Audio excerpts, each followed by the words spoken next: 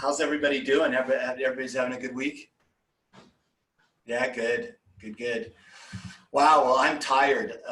We had an amazing 3 days of this design sprint. And I'm sorry we couldn't get everybody on the design sprint, but really kudos to everybody that did so much work. We met for 12 hours over a 3-day period, and I was super impressed with the folks in Europe, especially just because they were up till 11 or 12 o'clock at night, still cranking away. So many thanks to those guys. But let me just kind of give you where do I put that piece of paper? Yeah. So the folks that were on it were and big thanks to all these folks: Diane Finkhausen, Dean Boschi, Paul Estes, Richard Copsey, David Swift, John Healy, Chris Stanton, Steve Rader, Simon Hill, Balaji Bandili, Mike Morris, Rory Spainer, Brian Pena, Sajeev Nair,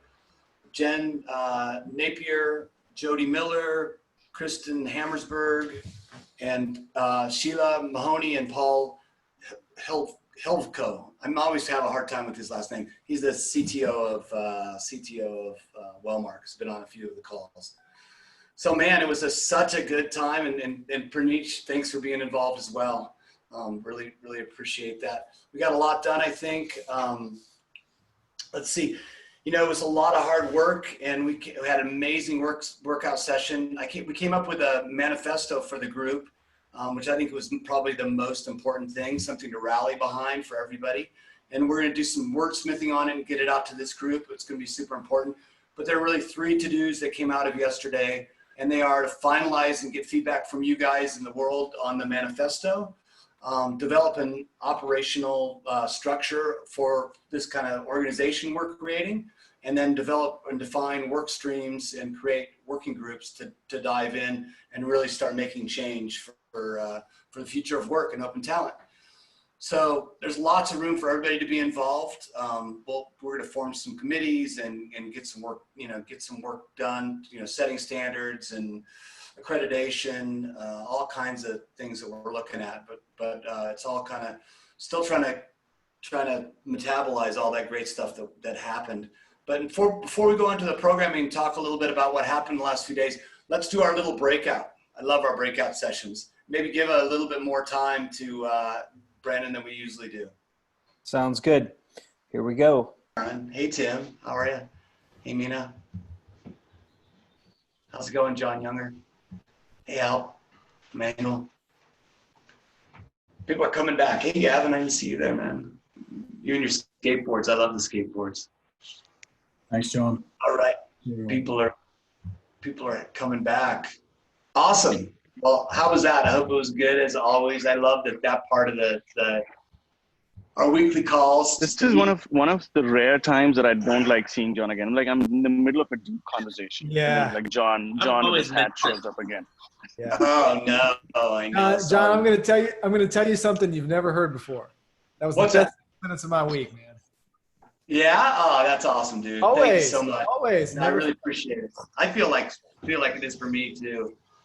Man, it's just so great. So, well, thanks again for being here and leaning in and being a community. That's what I love about it for sure. Speaking of the community, I thought one of the things that'd be super fun for all of us to do. I'm sorry, my dog sometimes gets out of control.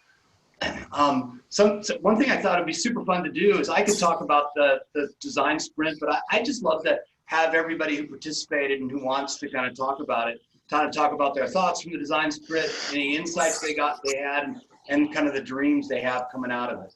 So, so maybe, hey, Balaji, I know you're always a loss for words. You want to kick things off? Oh yeah, totally.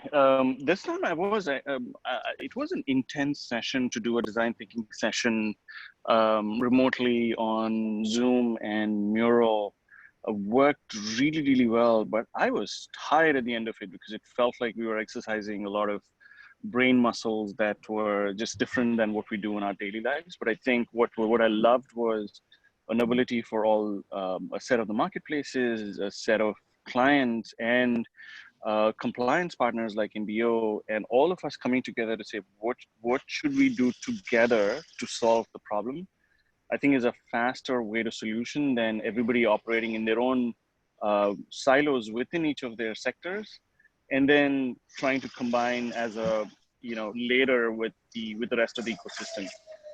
And I must say, everybody was a lot more involved than I was, given that I was jumping in and out of calls. But it was an intense session, and I think the outcomes were enriching, educational, and hopefully transformative for everybody. Great. Yeah, thanks, Balaji. How about a dream? How about a dream coming out of this? A dream is a coordinated yet highly competitive marketplace of providers that understand what clients are looking for and take a much more direct line to scale versus 100 experiments on one successful project. Great. No, that's a good point. Thanks, Balaji. Hey, Diane Finkhausen, what are your thoughts? You added so much to the conversation. Really appreciate it. Yeah, no, thank you. Holy smokes, that was a very cool week. I can't top that last week. And like Balaji, man, I crashed early last night. It was a sound sleep last night after that that series. It was intense. It was so exciting to see the convergence that we had. We clearly are all aligned in vision, right, and aspiration, and have some serious horsepower in this community to make big things happen.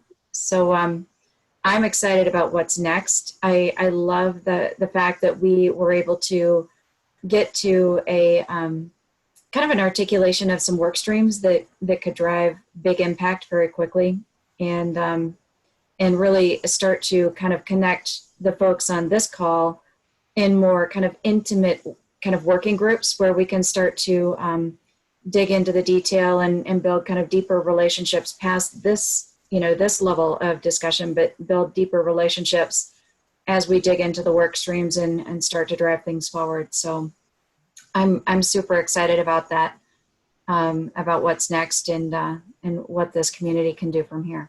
So thank you again, John. That was magic this week. No, yeah, totally. Really magical. Thank you. Hey, Sajeev, you were the rock star. Like Sajeev was, we saw him in his office at 11 o'clock at night, cranking away on the teams. It was unbelievable. You just made me tired to think about how much work you were doing. Thanks for leaning in. No problem. So let me give a little bit of my perspective as well. Starting off, I wasn't sure where we were going to get to, given the diversity of the participants we had. As Balaji said, we had people on the demand side, on the platform side, and I was amazed at how convergent the views were at the end of it. Right, so we did pick up some of the major aspects related to the fact that we are not necessarily supply constrained, but we're definitely demand constrained as an industry. There's a whole bunch of things we need to do to make sure that it goes mainstream, a lot of barriers that we need to break down to actually go where the oil is, which is essentially enterprises. There's a lot of barriers to be broken, especially around providing comfort. Trust came across as a recurring theme across multiple days. Trust, transparency, these were the kind of big recurring themes that came up. Where we landed was essentially, I would say, a pretty, and we had a session where we were brainstorming over 3 days. The last day was about looking at, okay, if we were to write a manifesto, what would it look like? The words were different, but if you look at the intent behind each of those, they were very, very similar. Okay, it was all about, okay, how do we make this industry mainstream? How do we make sure that all players, all participants in the open talent economy are able to look at this as a sustainable and full-time channel that includes, of course, on the demand side, the clients, the platforms, the intermediaries, but more importantly, the talent and the gig workers. So I think that I would say all of the participants were very much aligned about making sure the vision here is about making this mainstream what was also useful was the fact that, well, it wasn't useful, it is really a good outcome that we were able to articulate what are the big artifacts we need. So there's some sort of a playbook that we as a community need to come together and generate. And there were some specific artifacts we talked about, things like, okay, a how-to guide that essentially walks through the process of engaging this economy. That was one. Addressing security concerns was another aspect. We talked about things like, okay, worker benefits and what do we make sure, what do we need to do to make sure that it becomes a full-time and viable career for people. So that was another aspect that was picked up. We talked about education, this metrics, maturity models. So all of this kind of came together in the form of a manifesto with a lot of inputs. The intent is really to look at, you know, a consultation exercise that we would like embark upon, and then organizing into a series of work streams that we can then generate these artifacts that could then become industry best practice. I'll shut up, John, and hand it back. Wow, that's awesome, Sajid. What a great, you're always so awesome at kind of taking this big hairy thing that we just went through and putting it into really concise thoughts. I really appreciate that. Hey, Rich Copsey, how about you? Anything to add? Well, I mean, I guess there are two things, right? One was, and I think somebody touched upon this earlier, it was just the process that we went through, I thought was fantastic. I was a bit leery about trying to do something like that in the virtual space, but it was successful. It's something certainly that I'll be taking back to our organization. The second piece then is kind of the outcomes, and I don't need to echo everything that was already said by multiple folks, but certainly the my dream coming out of this would be to see this this concept no longer be considered as risky as it is, right? Because it's not. I'd like to see more and more enterprise level organizations embracing this, and so the future of work becomes the present of work. Yeah, I love that. I love that. Yeah, special thanks to Douglas Ferguson, who led it from voltage control. He actually facilitated things, and man, he did an amazing job.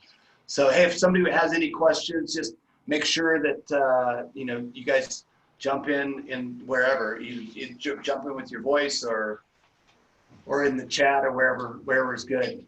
So, hey, Steve Rader, let's hear from you. Yeah, I loved it. One, everybody involved in this is just brilliant, and it's a pleasure to work with everybody. It was amazing to see the convergence.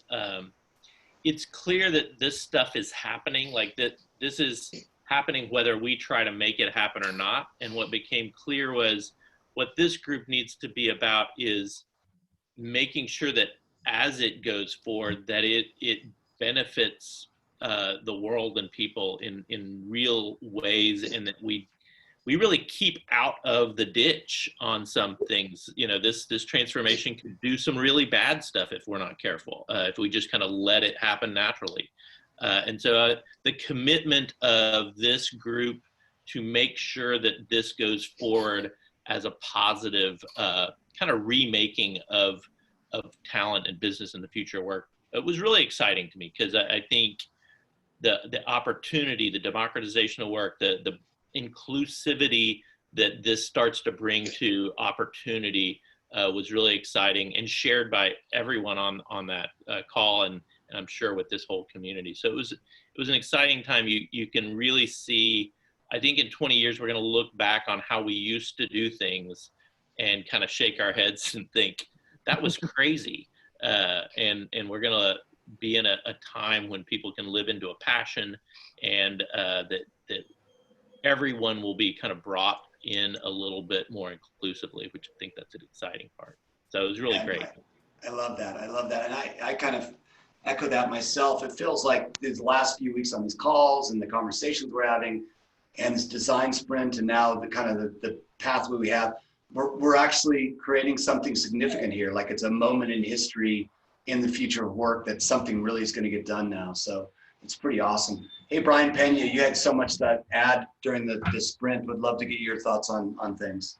Thanks, John, and thanks to everyone for being able to have such a great couple of days. I think a couple of things that really struck me was the commitment that everybody on the phone had to, or everybody in the calls had, to everybody rising each other up. It was a fantastic sort of like a band of brothers sort of perspective where we all recognize that the way that we're going to be successful is by elevating the game for everyone. And that was really cool. Also, the agreement on some of the tactical things that need to get done. It's easy when we're on these calls because we're surrounded by so many really smart people to think about the high level theoretical issues that we're confronting with not a whole lot of tactical application.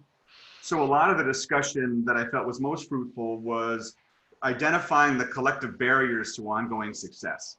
And I think that was the identification of the need for standards, the identification for some key elements, and also the willingness as a body to take on the mantle of deciding and defining what good is. And it's a very, it seems really an easy thing, but it's actually very hard, and it takes a lot of courage, because to call winners and losers, or to identify a good best practice versus a bad one, means that there's going to be someone on the other end of it. Every coin has another side. So it's very obvious that that's something we want to do, and I'm really excited about where we're going to go with that, and where the codification of those best practices is something I'm personally very excited about, and I'm really excited to work on those groups to make that stuff happen. Yeah, that's great, Brian. Thanks. I think that's awesome. Yeah, I'd love to, I'm going to kind of call on a few other people that participated, and then I think we'll just open it up to everybody for questions and dialogue, and I'd love to get everybody's point of view, and if anybody has any questions on anything that happened. But John Healy, always great to hear from you, deep thinker and such a broad perspective on our world. Any thoughts and hopes and dreams? Yeah, there are. I mean, I think Sajeev summarized it really, really well. Like when you think of the diversity of the group that you had on the line, from academics to practitioners in the corporate procurement function of large organizations, to platform companies, to people who are looking at this in all different ways, and the consistency of what came out, particularly impressed with the consistency of the values that were shared with the group about what was there. So, you know, I think the theme of this organization being a collective, and the way that the group came together was deeply respectful, in my opinion, of the diversity of thoughts and opinions that were shared, the openness for true collaboration.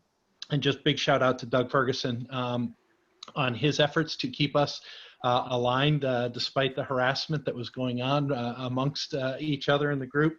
That really stood out for me along the way. And I guess the dream I would give is that I think we're rapidly approaching a place where the opportunity for the passion economy to really take force and to be an inclusive environment that allows people to earn opportunity based on the merits of what they do versus the purely personal relationships that they have. So I'm pretty geeked up about what's ahead. I love that. I love that perspective. You know, one of the things I told the group that as a kind of a serial entrepreneur, one of my core beliefs is that, you know, the job of an entrepreneur, what I love to do in business is really spend some time and trying to identify what wants to happen in culture, right? And I feel like that's what I've been doing for the last couple of years, and these calls have been really, really amazing to me. You can't put the wet stuff in there. Oh, somebody's on. Somebody. Uh-oh. There we go. No worries. You gotta have the family conversation in there. Yeah. So for me, the big thing is, like, you know, to identify what wants to happen, right? And it feels like we're all kind of getting aligned around that. And then I just think you know, being an entrepreneur, the next step is just to help that happen, right? Let's all lean into, like, if this is what really wants to happen in culture, then how do we facilitate? How do we help that happen? So it was that to me was a really fascinating, you know, part of the conversation yesterday. Hey, Pranesh, I know you didn't get to join a bunch, but you had a chance to join a little bit. Any thoughts coming out of the last few days?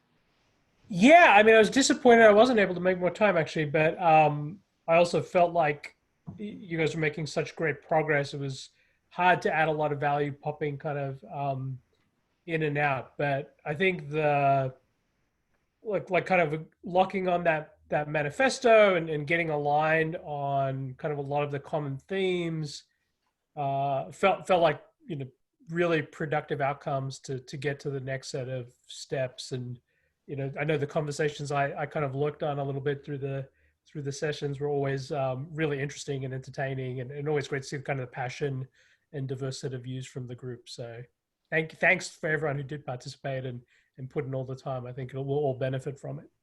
Yeah. No, totally. No, we really appreciate that for sure. So did I leave anybody out? I know there's somebody else. Anybody else that was on the call? Can't forget Dean's pink shirt. Come on. Dean. Sorry, man. Yeah, I've got 2 pages here, and so you were scrolled to second page. I'm on page Dean, 2. I was tardy. man. Sorry, folks.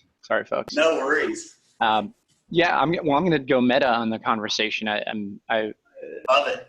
If you're on this call, and with all due respect to the other OA team members, but if you're on this call and you previously thought OA was kind of more like a Windsor club, you just show up and talk to his friends. It seemed like the happenings over the last 3 days pivoted that to something bigger. Not to say that it wasn't fun before, but I do believe, the country decided to be a country, as it were, and we will go forth and start to build together. And that's what I got out of it, in addition to some of the detail below it. And it was a great opportunity. So thank you. Well, and thank you, Dean. There were so many great, you're always really awesome at saying just the right thing at the right time to kind of unstick conversations and move them forward in a great way. So I always really appreciate that. So I think that's it from the folks that are on the call today that made it, but I would love to open it up to the floor. Anybody have any questions or any thoughts or any, input? Would just love to make it an interactive session.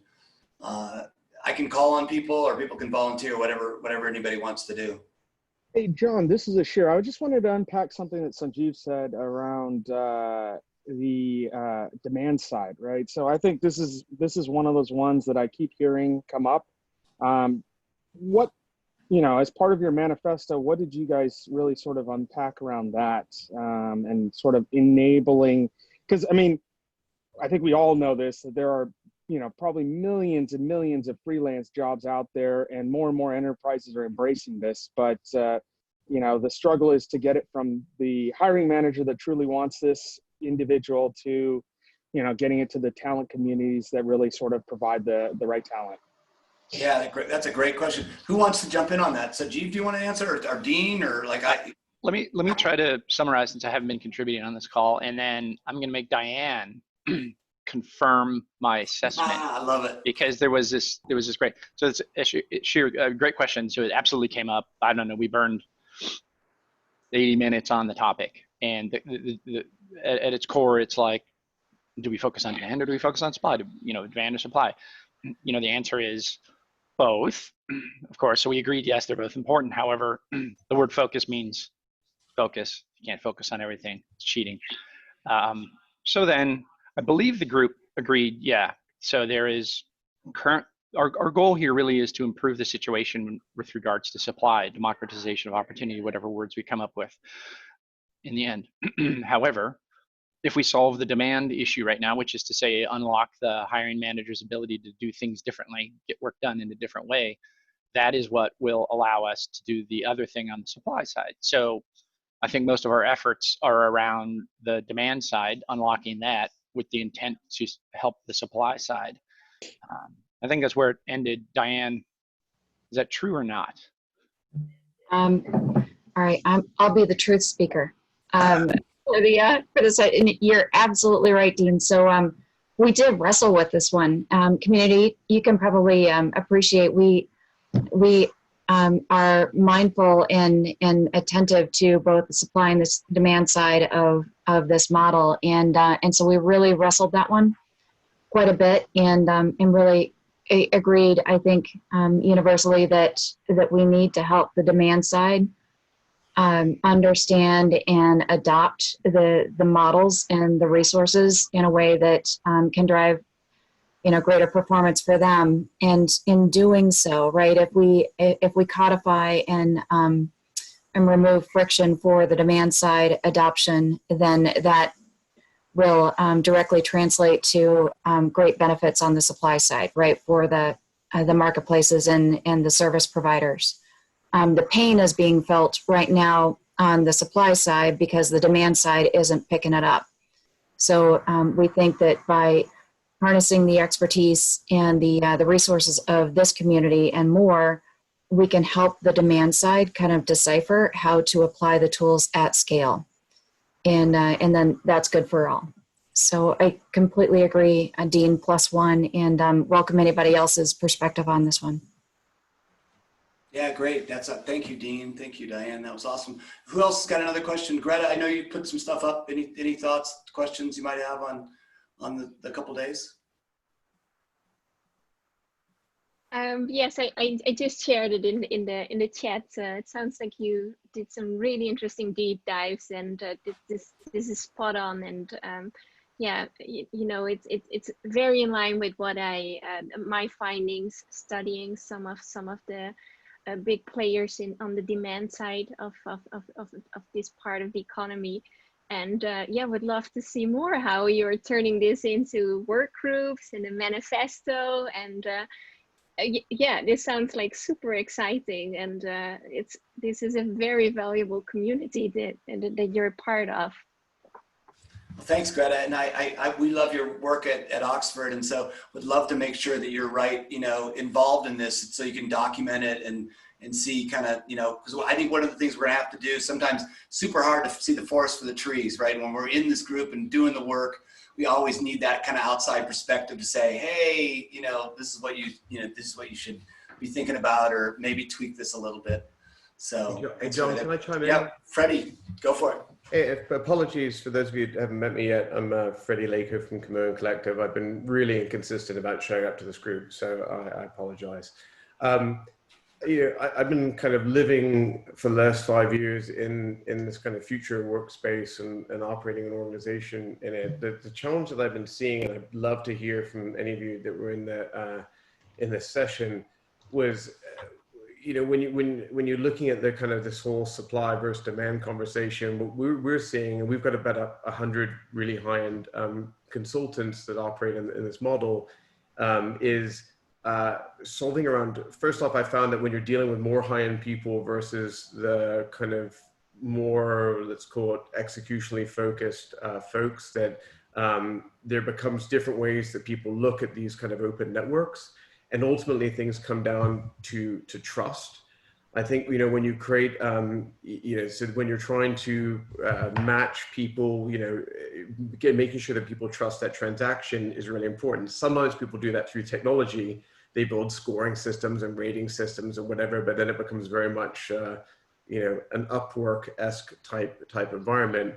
I'd love to hear any thoughts that you guys had around, you know, solving the kind of trust issue. Specifically, when you say trust, are you talking about, you know, one of the things that makes open talent, or the core value unit of every platform, whether it's Uber or Airbnb, is trust, right? The ability, you know, Airbnb doesn't work if people don't trust that you know, they're going to go to a safe place. Yeah. So I think it's kind of like there's different elements of risk that come with sourcing through an open platform, and the ability to, one, engage people compliantly, obviously that's a critical one, but also the fact that the skills and abilities that you're buying as a client are in line with what's being delivered is another. You know, I think we definitely discussed trust as a core element to it, but I think it's more of an assumed thing of any successful platform is to generate trust, because that's the core of anything that any of us do in this phone, whether we're you know, an Upwork or an MBO or a Vertison. It's that trust is without it, there really isn't any. So that's kind of the definition of a platform. Yeah, I was gonna, if I might add something to that, I would say right now it isn't as though really high quality, really highly expensive freelancers are not being used. It's just that the metric of or driver of trust ends up being referrals, ends up being relationships. So, and then what that does is because of that network effect of referrals and relationships, it ends up being a smaller group versus you don't truly see the expansion of it.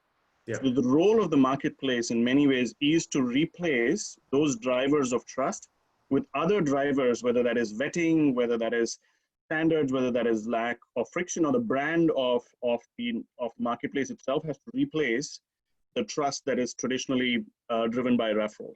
I think there was a ton of conversation around how do we make the branding and the process of using marketplaces friction-free and the quality that we are attracting, so that you replace those metrics of friction with the new metrics that we want that are a lot more scalable.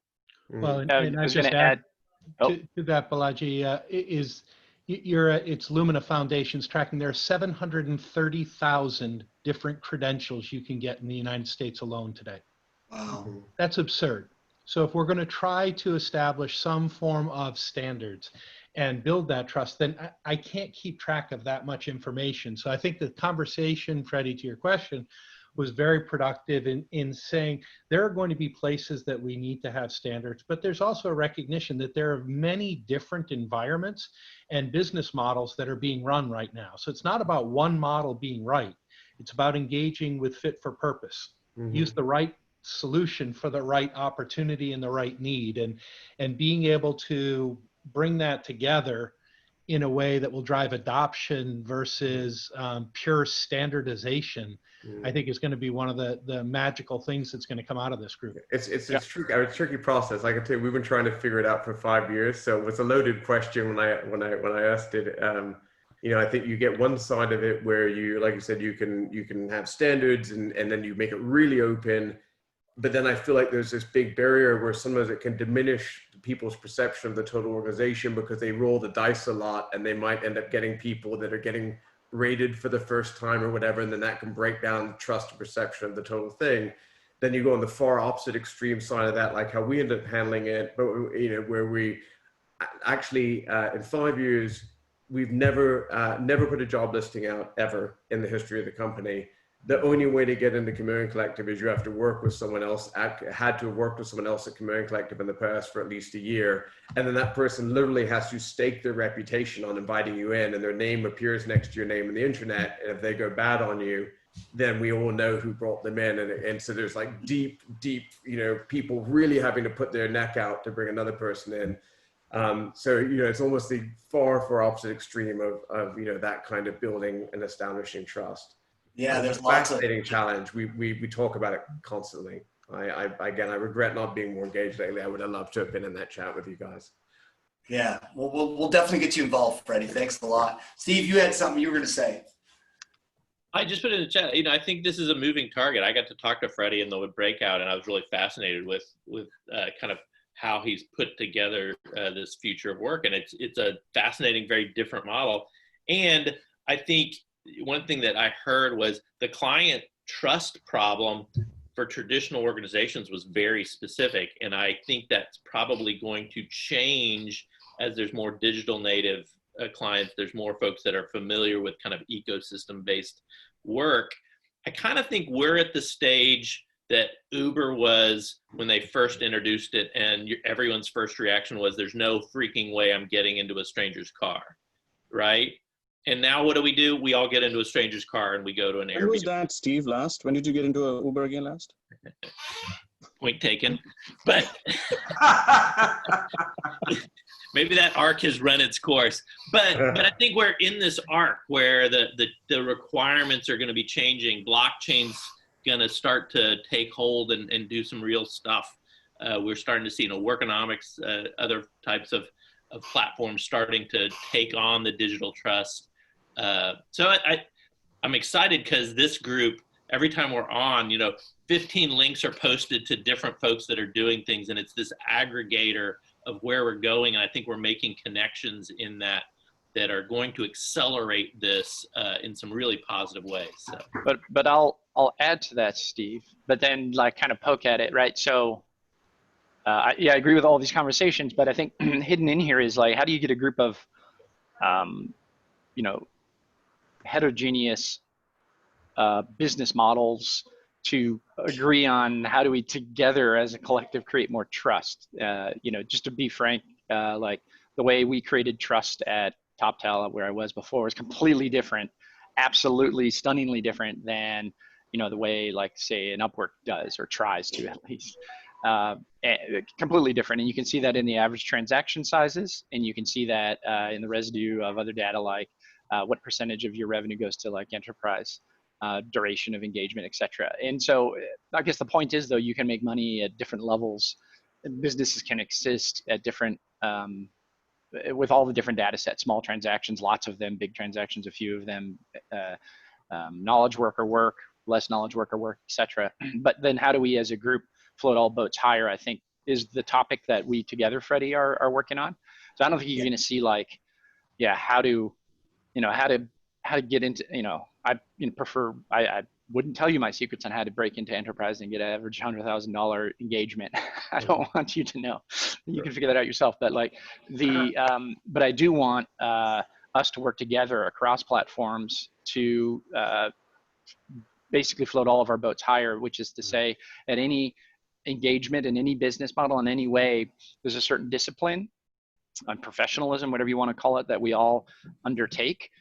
So that at any touch point, a doer, a hiring manager, attempts to use this thing, that they have a positive NPS coming out of the thing, so that they're equally comfortable choosing from any of these different business models, even ones where you don't trust.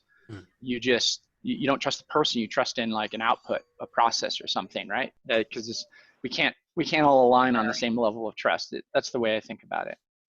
That's great. To your point, Dane, personally, love that we're having this conversation around trust right now, given what happened with Twitter yesterday.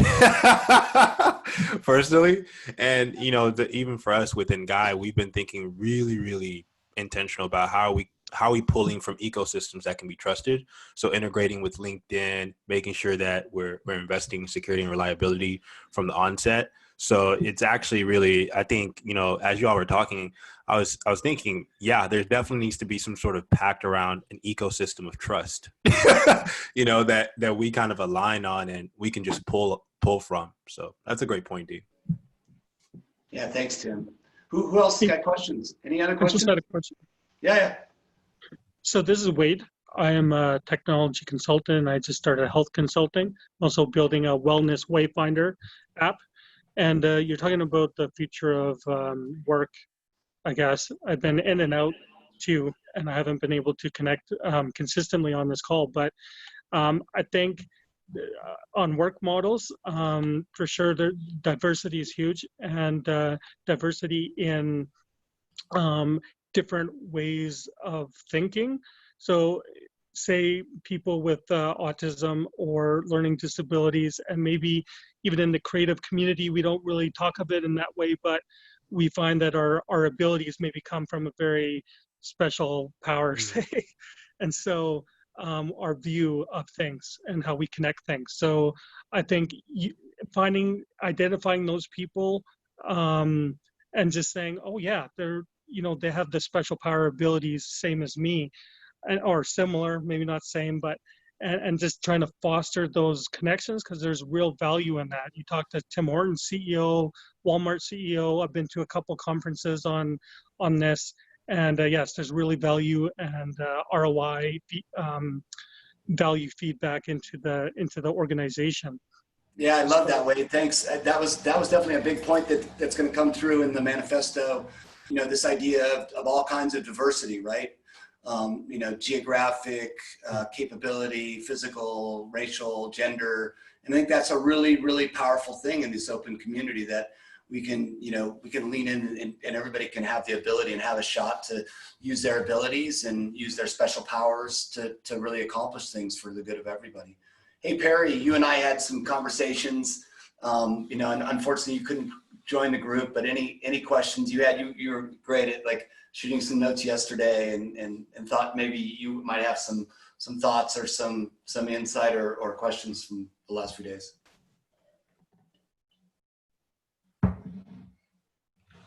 Sounds like you're on, you've got mute, you're on mute. You can't unmute. Let me see if I can unmute you. I don't know if I can. Oh no. Yeah, I don't seem to be able to unmute you. Brandon, can you unmute Perry? Oh, there you go. You're on. Hi. Yeah. Thank you. It's so weird because my mouse is just like bouncing around at the bottom of my screen, not letting me go up. So yeah, I mean, look, I think it's really, really an important topic and close to my heart. And it's we've been on a journey at Unilever for almost 3 years now.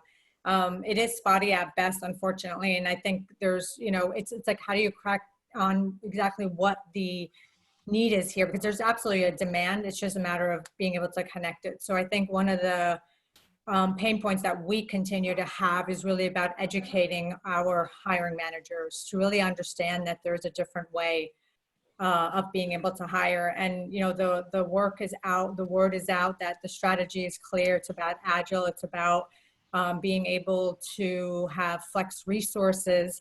For the time being at Unilever, one of the really key agendas for HR has been, and for leadership has been, how do we utilize our internal workforce right now? Because, because of COVID, it seems to be that disruption of really being able to kind of manage within and versus laying off or furloughing your current employees. So we're definitely on the evolution. There's just always, some setbacks. But for me, I think it's really clear that educating the users is a big part of this as well.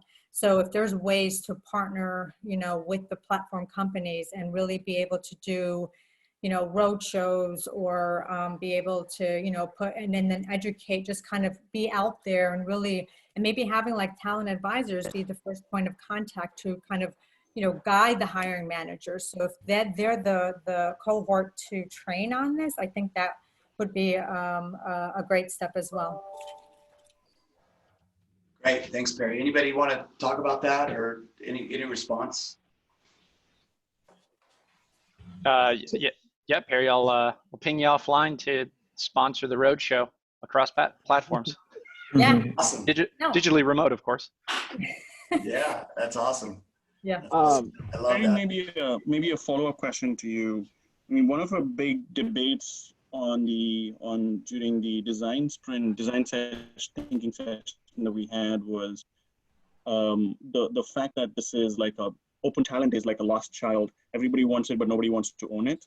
Where HR doesn't want to own it, procurement wants to own it for the efficiency, and the business is like, I want to own it, but the HR and procurement need to be aligned, otherwise I can't own it. So it's like it's stuck in the middle where I'm sure it's the same problem with all the marketplaces. I don't know who the true client is within the company, and as such, it just takes a long time to get to drive adoption. Do you see, at least in Unilever, that HR is going to own external talent? Is that where you're seeing other conversations within your peer company? It's a great question, Balaji. It depends on the country as well. It's really amazing at Unilever. We're a global 50 billion euro company, and when I talk to other markets, HR folks like the Netherlands, they have a different approach. They do see it as HR should be owning this space, and they look at it more as a total workforce management. So I think the mindset, it's getting there. It's just not fully there in every market. So my challenge continues to be for the North America market that the HR organization is very lean. They adopted agile ways of working, like, flow to work and like the whole model. And so they became even leaner. So finding the resources to really be able to get them to take on that role, I think has been my challenge, but it doesn't stop me. I really do see it as and it has to happen when you look at future of work. It has to happen because it's no longer just FTE, right? There's so many different ways of resourcing. So at a higher level, right, our chief HR officer, Lena Nair, she put out that whole initiative of be resourceful. And that includes, looking at all the different ways of getting talent. So I do see that there's the bigger agenda there. It's just finding, I guess, market by market, it differs a little bit right now at Unilever. Thank you. So, if I could just jump in here. So one of the things that's we're internally focused on delivering contractors for, EY hiring managers. One of the things that's actually been transformative of how we've been doing this is publishing stories on a regular basis of what can be done, right? So we've been able to build brand new books of businesses. We've been able to create brand new products, which we would have never done. We've been able to, raise revenue. And all of those sorts of things have really sort of layered across the organization, and more and more people continue to lean in. And so if I think about it from an OA perspective, right, you know, I think we all have stories about how open talent has sort of transformed the way we do business. And as more and more people sort of see that, I think there's an opportunity either from a case study perspective or from just, you know, even quick stories in LinkedIn that just sort of reinforces that message. And I think that may be a starting point to sort of get the demand surge going. Yeah, I love that. I love the idea of storytelling for sure. It's an important one. Tom, I know you had something you wanted to ask. Or... Yeah. Well, I thought, you know, my background is, you know, I started this company called Current, and you know, we're a gig economy platform like others, but we also virtualized, or we went remote 2 years ago, and that forced us to go virtual with all of our operations. And so, you know, I've been coming to these calls quite religiously. I love them. And I leave, it sort of inspires me every Thursday. And I end up bringing pieces of this call back to my team. And it spurred innovations that we've put in practice. Some real good stuff is happening here. One of the things that came out of the calls for me over the past couple of weeks was it forced me to look back, because what I started thinking of is that what we're talking about is a new orchestration between work and people. Work and people. And I think about, like, when was that done before at a macro level? And you got to go back 100 years. And I started looking up Eli Whitney dumping interchangeable parts of guns in front of Congress. And he got an order for some guns that he couldn't fulfill because the assembly line wasn't yet invented. And pulleys in Great Britain started doing interchangeable parts as well, which gave Britain a huge advance in their naval capacity. And then the Swiss started doing watches and clocks with interchangeable parts. So you had these experiments, much like we have platforms like us. We're kind of an experiment of gig economy. But what needs to happen is the assembly line. What I heard earlier on the call is the gap is internalizing it into companies and making it an operating model. And so we've nicknamed it gig ops. And we call our operations now gig ops, because it's not about what we can do with it. It's about being able to then give that to a company and say, okay, now you can gig op any other function. So I think for us anyway, that's the language that's come out of this. It's helped us separate our experiment of gig economy with the operations of gigging out a function. Like, we've gigged out entire sales teams now. We've gigged out our freelance community for our consulting community. We've gigged out our marketing capacity, all of our content. And there's some commonalities in every time we gig that we find, and we've been building that playbook. We call it gig ops, and I want to share it with others and collaborate and figure out what other principles need to be built into gig ops to be deployable across any organization. I love that. I love that. I think that anything that we can do together to, you know, create common language and common processes, it'll only accelerate everybody's thing. Hey, I know we're kind of limited on time. Probably have time for one last comment. Anybody, or, you know, thought? Anybody have a comment or thought or question? I have a quick question, if that's all right. Yeah, hey, Mina. So last time I dialed in, and one important point was mentioned that the top talent out there isn't actually on platforms. Yeah. So, you know, when you go through public listed companies, you have the issue of compliance that is pretty burning quite heavily, right? So you have to go through tendering processes and procurement, compliance issues, et cetera, et cetera. So these individuals, how do you pay them? Because they might not have a company behind them set up, and how do you ensure that compliance element, and you're not paying a friend or someone that is just, you know, not necessarily linked to that challenge? I mean, contact Brian Pena and Dean Bashi offline. That's an hour-long conversation. Yeah. Okay. This whole plan for the market, just comment on this, just as you started right before you were talking, is what's so interesting. Someone was earlier saying that, like, you know, I think they were kind of aghast at, like, the fact that, you know, our, like, betting level, but 80% of our revenue comes in through private equity firms, and a typical consultant's billing out $40,000 to $60,000 a month. And so this is a whole another level, kind of like standard of expectations on that whole trust conversation. And then it goes back to all these things you just addressed a second ago, like the compliance, the background checks, the payment expectations, that are there, just like on a totally different level. And I think, you know, when you start thinking about the future of work at a global level, there's going to be an enormous market for obviously kind of everyday workers, but there's still going to be a really huge one for these really high-end people, and they have their own unique challenge because they're not on the kind of regular platforms or whatever you want to call it. So feel free to add me to that list of people you can reach out to if you want to. All right, cheers. Yeah, absolutely. Yeah. Yeah, awesome. Well, that was great. Hey Before guys, everybody runs, I want to say thank you to John Windsor for putting the whole design sprint together, bringing all of us, motivating us, and then putting this community together. So I know we are over time. So John, thank you. Here, here.